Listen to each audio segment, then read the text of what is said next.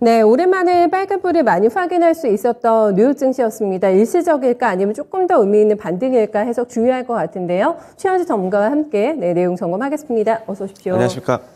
네, 그래도 일단은 조금 한숨을 놓을 수 있게 되는 상황들이 많이 연출됐던 것 같은데 간밤에 뉴욕장의 포인트 어떻게 짚으셨어요? 뉴욕장 같은 경우는 유가 급락에 따른 인플레 공포가 좀 진정되면서 어제 큰 폭으로 상승했습니다. 다우가 1.8% 상승했고요. 나스닥이 2.9% 상승, S&P 500이 2.1% 상승했습니다. 반도체 주식들이 굉장히 많이 올랐는데요. 필라델피아 반도체 지수도 4% 넘게 올랐고, 마블 테크놀로지가 9.2% 상승, 엔비디아가 7.7% 상승, 그 다음에 AMD도 7% 상승했고요. 마이크론 테크놀로지도 5.3% 상승, 온세미컨덕터 5.1% 상승했습니다. 오늘 소프트웨어 섹터도 강했는데 쇼피파이가 8% 상승, 줌인포 테크놀로지가 6.6% 상승했습니다. 솔리드 파워가 6.4% 상승했고요. 루미나 테크놀로지가 8% 상승, 솔라엣지 테크놀로지가 5.8% 상승했습니다.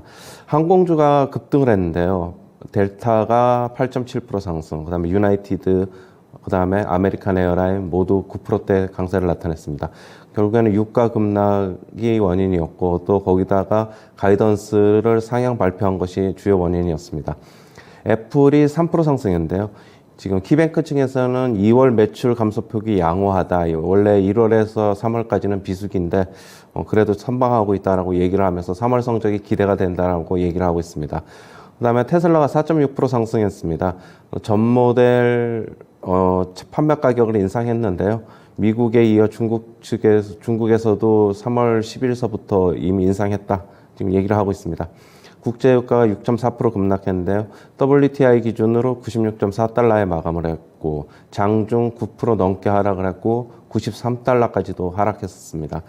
그 다음에 2월 PPI가 전년 대비 10% 상승했는데요. 예상치에 정확히 부합했습니다. 전월 대비로는 0.8% 상승했는데 예상치는 0.9%보다 소폭 하회했고요.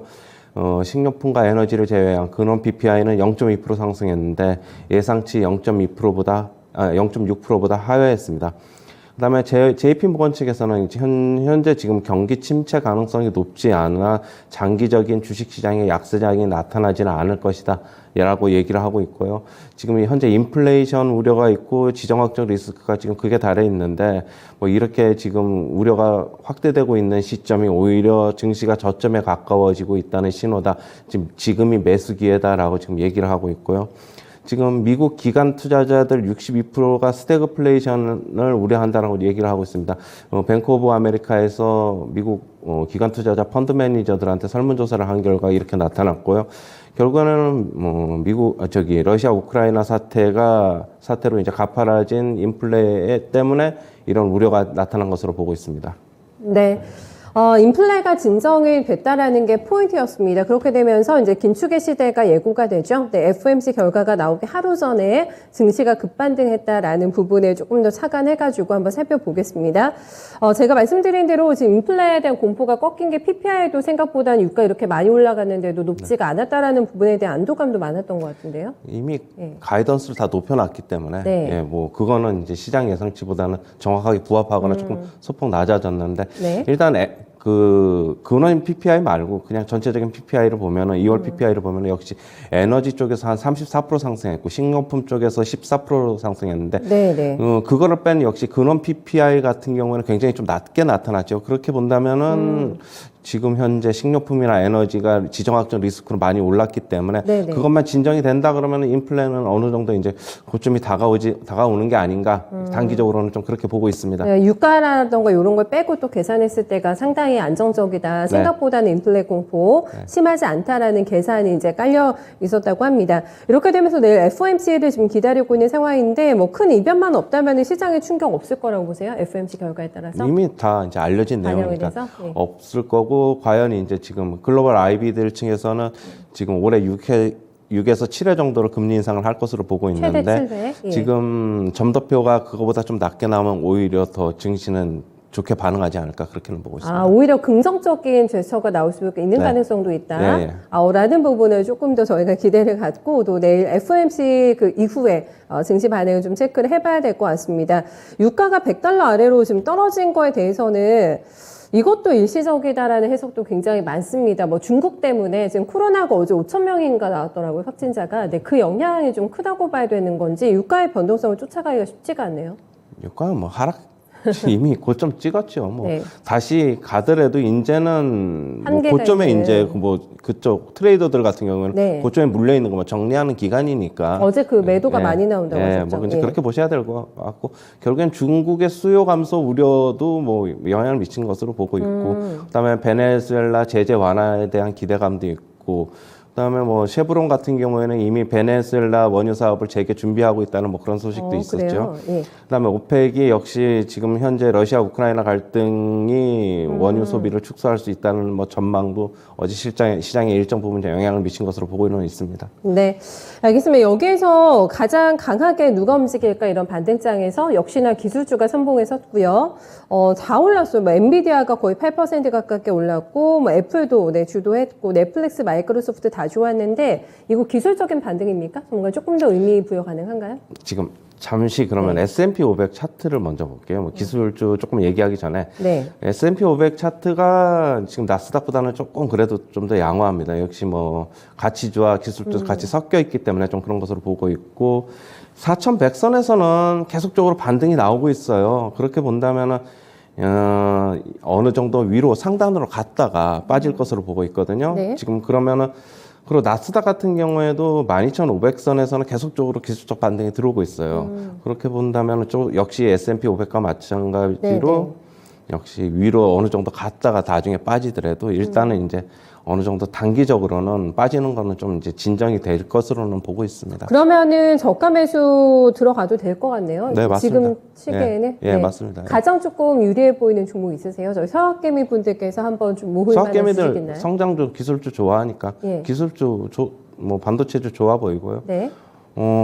그러나 MS나 애플 같은 거 좋아하시는데 네. 과연 시장 상승률 대비 초과 수익률은 나올 나오지 것인가. 않을 것으로 보고 있고 네. 테슬라도 저도 그럴 것이라고는 보고 있습니다. 테슬라가 간밤에 가격 인상 또 했던데요. 일주일 만에 2번 했어요. 결국은 뭐 원자재 가격 인상 그러니까요. 때문에 예. 인상 때문에 그런 것이고 어제 그것 때문에 이제 시장은 테슬라 어제 뭐 테슬라뿐만이 아니라 모든 다 주식 다 올랐기 때문에 뭐 그것도 일정 부분 이유가 될 수 있겠는데 네. 가격이 뭐 어느 정도 판가 인상을 했는데 뭐 계속적으로 잘 팔리면 실적 좋아지는 거고 뭐 그렇게 봐야 되겠죠. 네. 하지만 이거가 또 뉴욕 증시 만의 상승일까 싶은 생각이 드는 게 요즘에 연동이 안 되잖아요. 물론 여건이 다르기도 한데 국내 반도체 주식의 상승과도 오늘은 연결이 가능하겠습니까? 커플링 될 거라고 보세요? 제가 네. 이틀 전에 그 오전장 방송할 때 삼성전자 6만 원대에 적극적으로 매수해야 된다. 체크 포인트도 이제 가지고 나갔고 그랬는데 역시 삼성전자 6만 원대는 매수 기회라고 볼 수가 있어요. 네네. 매수 기회라고 볼 수 있고 그동안에 이제 미국 시장 글로벌 증시 영향 때문에 우리나라 시장도 좀 안 좋았는데 네. 오늘 뭐 당연히 같이 반등할 것이라고 보고 있고 미국 시장에 같이 연동될 것이라 당분간 그렇게 보고 있습니다. 지금 뭐 러시아에서 수출 제재 품목에도 반도체 관련이 포함되어 있고 미중 관계도 안 좋고 해가지고 반도체가 이제 올라간다고 하더라도 아주 강하게 뭐 드라마틱하게 요거까지는 아직 아닙니까? 그러면 상황이? 그렇죠. 뭐 삼성전자 같은 경우에는 워낙 뭐 삼성전자가 많이 움직이면은 지수가 많이 움직여야 되는데 그 지금 이제 정도가. 그런 상황이 아니기 때문에 네네. 그렇게는 보셔야 될 것 같고 만약에 삼성전자를 조금 말고 다른 반도체주를 매수하는 게 차라리 그렇게 본다면 네. 더 낫지 않는가 보고 있고 장기적으로 뭐 좀 안정적인 거 좋아하시는 분들은 삼성전자 매수하시는 거고요. 그건 성향의 차이일 것으로 보고 있습니다. 네. 그리고 조금 더 의미를 아마 부여를 해주실 것 같은 게 항공주가 강했다고 체킹을 해주셨고 저는 크루즈도 눈에 띄더라고요. 카니발이 5%, 노르웨이가 한 7% 가깝게 올랐고 로열 캐리비안도 4% 가까운 상승이어가지고 이거는 아예 그냥 추세로 계속 봐주실지가 또 궁금합니다. 이것도 좀 요즘에 리오프닝 왔다 갔다 많이 했잖아요. 네. 예. 뭐 그거는 당연히 추세적으로 이제 돌아섰다고 봐야 되겠죠. 뭐 항공주는 이제 어제 CEO들 이제 가이던스를 좀 델타나 뭐 유나이티드나 전부 내놨는데 네. 지금 코로나 이전으로 올해 이제 80%를 회복할 것이다. 80%까지는 얘기가 나왔고 그 이상도 지금 바라보고 있는 것으로 보고 있어요. 항공주 같은 경우에는 유가만 안정이 근데 지금 유가가 이렇게 올랐는데도 불구하고 수익성에는 훼손을 입지 않을 것이라는 가이던스가 나왔거든요. 예. 자기네들이 이제 네. 자신감을 보이는 것으로 보아가지고는 항공주의 계속적으로 좋게 봐야 될 것으로 보고 있고 네. 같이 뭐 따라서 여행주들도 마찬가지로 보고 있습니다. 지금 항공 티켓 같은 경우에도 계속 뭐 잘 팔리고 있는 것으로는 보고 있습니다. 일단은 격리 안 해도 되고요. 백신 맞으신 분들 같은 경우에는 그리고 이제 21일부터 시행이 되는 거리두기 인제와 관련해서는 18일에 완화 발표가 또 나올 것 같긴 한데 어제 저가항공사들이 제주항공과 진에어가 다 실적이 나왔는데 예상보다 적자 상태는 여전히 좀 맞습니다. 심각한 것으로 네. 확인이 되더라고요. 예. 근데 그거 감안하면 그거가 이제 자기가 찝찝하면은 네. 매수를 못 하는 거죠. 맞죠. 그건 네. 매수 못 하는 거고. 네.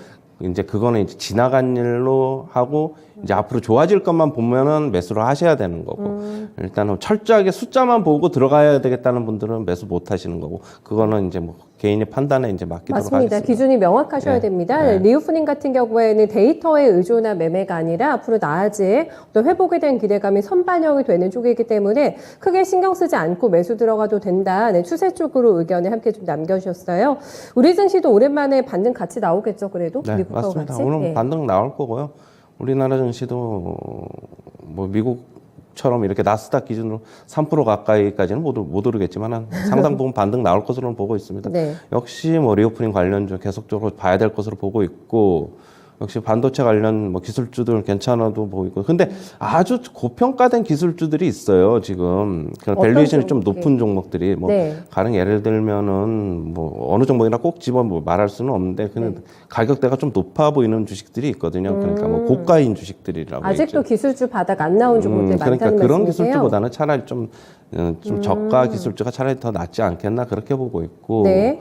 뭐 제약바이오 같은 경우는 요즘 괜찮은 모습 보이고 있어가지고 그것도 역시 계속적으로 관심 둬야 될 것이다. 대신 제약바이오는 계속 말씀드리지만 실적 나오는 것만 보자 이렇게 말씀드리고 싶습니다. 2차 전지 쪽도 테슬라가 반등이 나오기도 했고 너무 깊게 빠져가지고 이제 저가 매수 탐하시는 분들도 계실 것 같은데 타이밍 있을까요? 타이밍 됐다고 보세요?